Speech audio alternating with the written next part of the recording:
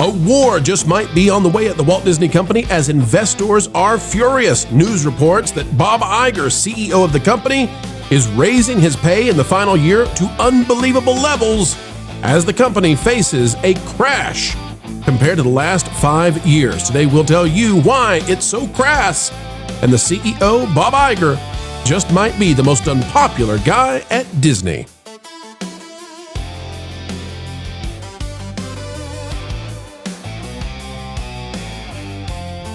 Hello, folks. Welcome back yet again. It is a joy as ever. Can we call each other friends? We'd like to do so. And as we get ready to dive into today's news, consider clicking the like button, drop a comment down below, and if you're not yet subscribed, we're working hard every day for you. This is the Disney stock. You need to see it because you need to know that if anybody tells you it's a very hot company, they're likely lying to you. We're not here to give you financial advice, but we do need to set the table so that you understand what's going on, as the news is now dire for Disney in a way that, some folks get tired of reporting, we just don't. $111.23 at the time of recording today for Disney is the stock value. Over the past 5 years, that is down 35.6%. That's not good. Why? Because if you compare them to Netflix, well, Netflix has been dropping in their value, and yet still, Netflix over the past 5 years is up 51.9%. And you can see this drop that Netflix has been experiencing. That's significant. What about the S&P 500? Just the general top 500 publicly traded companies in the stock exchange.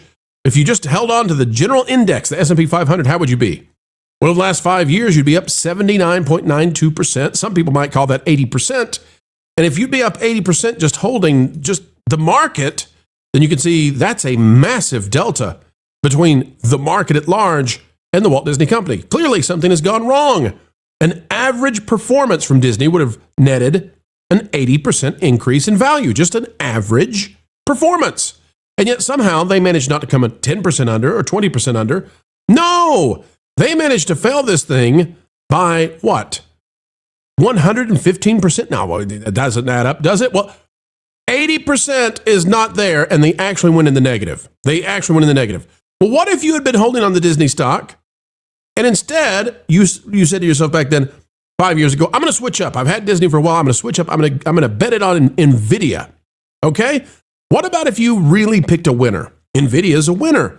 But NVIDIA is not some sort of crazy company that you've never heard of. You all know NVIDIA. It's just as likely somebody had NVIDIA stock as Disney stock. And you'd be up 1,271% over the last 5 years if you held NVIDIA. Now, we can do AMD. We can do these other things. We can do Tesla. There are lots of big winners out there. Disney is not one of them.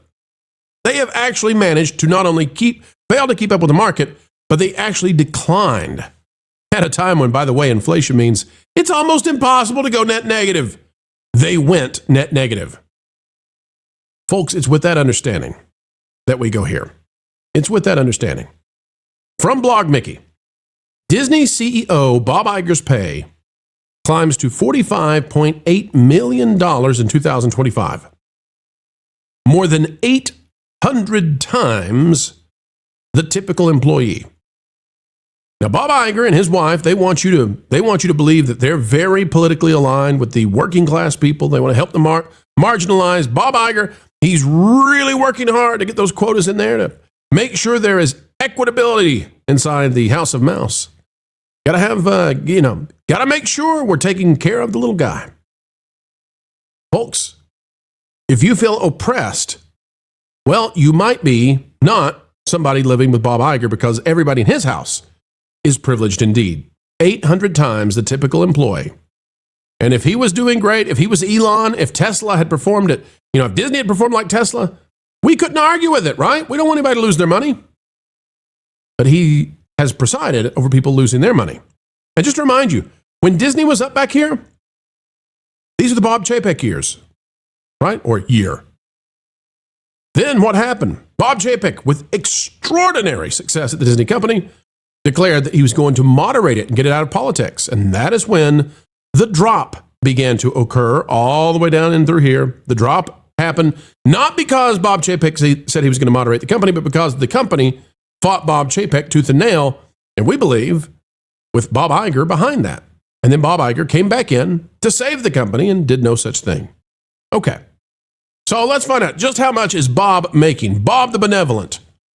Bob the Benevolent. The Walt Disney Company has released 2025 executive compensation figures, and Disney CEO Bob Iger experienced a nearly 11.5% increase in pay. As with any company, compensation comes in the form of base salary, stock awards, options, incentive plans, and more.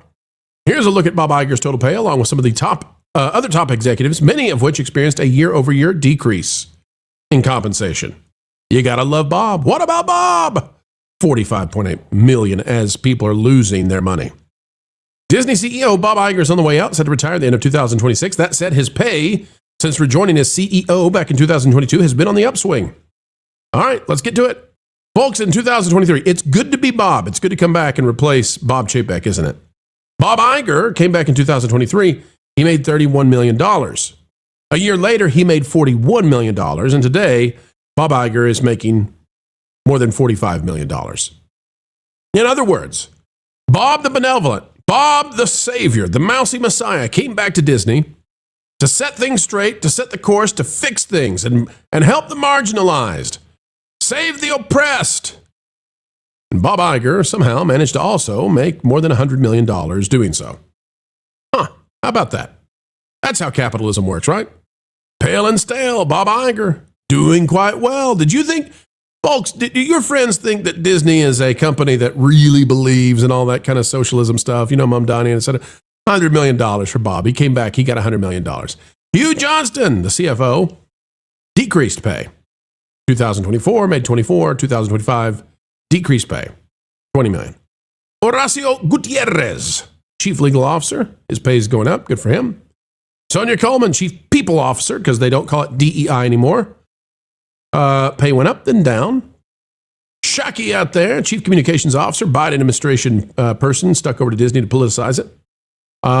Pays about the same. There you go. Bob Iger, though, making a lot of money. In accordance with SEC rules, the Walt Disney Company also provided the ratio of Iger's pay versus the estimated median employee. The median employee Disney has works in a full-time hourly role in parks and has been with the company for 8 years. For fiscal 2025, the median employee's total annual compensation was $57,000. Mr. Iger was Chief Executive Officer on September 26, 2025. His total compensation, including the company's contribution to health insurance premiums, was $45.8 million. Now that's an increase, as you might imagine, from 2024 when the ratio was 746 to 1. Bob Iger to the average employee, now it's 805 to 1. And he laid out the successes. This is what Bob Iger says to the shareholders. Fiscal 2025 was a year of great progress. For the Walt Disney Companies, we advanced our strategic priorities and charted a path for the future, which one might say would be a statement you could make for every single company on planet Earth. Surely. Well, what's he claiming they did so well? We elevated our creative output with content reflecting our commitment to quality and world-class storytelling. Over the past 2 years, the company delivered 6 hit franchise films that each generated more than $1 billion at the global box office. You know what they don't tell you? They don't tell you about profit. And they go on to talk about upcoming movies that they hope will do better. We increased the profitability of our streaming service. In fiscal 2025, our entertainment DTC business generated $1.3 billion in operating income, representing a remarkable improvement of nearly $5 billion in just 3 years. And again, they don't tell you that they basically slashed all costs and moved everything over to the theatrical rather than streaming, and that's how they reached a profitability number. They don't tell you that, oh, by the way, we spent something like, I don't know, $12 to $15 billion buying up the last of Hulu, which negates all of this $1.3 billion in operating income, but we don't have to count that, so we're not going to tell you that, because that would make it look like we went negative, $11 billion? Which they might have. ESPN continued to evolve, yay. We're advancing our ambitious investment plans at the parks, okay. And it goes on, and it goes on, and it goes on. Bottom line though, folks, all this gobbly-gobbly that tells you that Bob Iger should be paid $45.8 million in 2025, and who knows how much this year. Geez Louise, people just send him over to the U.S. Mint. I mean, really, put his face on the $100 bill and just give him all of it. What you need to know, folks, is while he's making that kind of money, this is what he's done with shareholders over the last 5 years. you're down 35.6%. If you've held on to the Disney stock for 5 years, you're down 35.59%. No financial advice. But that's not very nice from Bob Iger.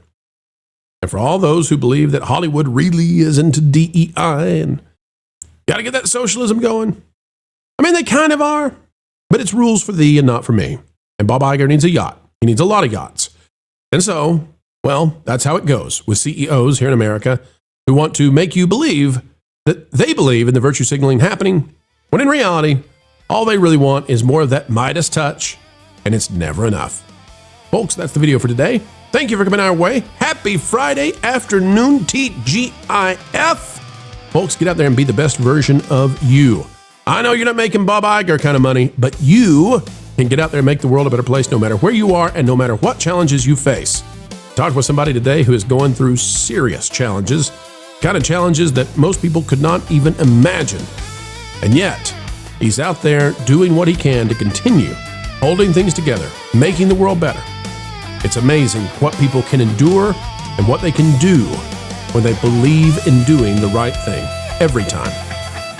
Tom, this one's for you. Not that Tom, not Midnight's Edge Tom, though. Different Tom. We still love Tom at Midnight's Edge. All right, folks, that's it for us. We'll see you real soon. Keep learning, keep growing, and as always, keep having fun. No, hey, Florel. What you doing? Thinking about Rome? No, I wasn't. But thanks. Now I lost the game. Dang it. Now I lost the game. Oh, No. Well, now you're a double loser. Hey guys, Game. you know what would help you in your grief? Forgetting those things and filling your mind with articles from thatparkplace.com and using that website as a launching pad to get you lost in thought with all of the team from there. Yeah, that's actually a good idea. Yeah. Oh, well, Florel, would you look down here? I hate you.